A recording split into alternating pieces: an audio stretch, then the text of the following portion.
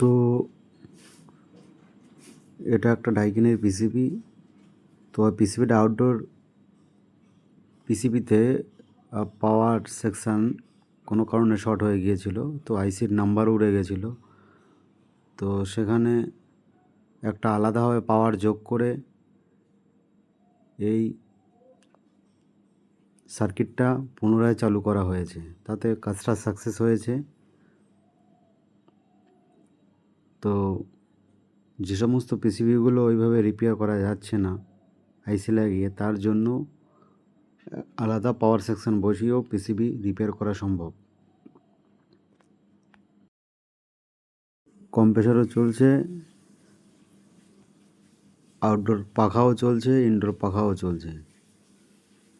তো এই পিসিবিগুলো power section ready করলে সাধারণত রেডি হয়ে যায়।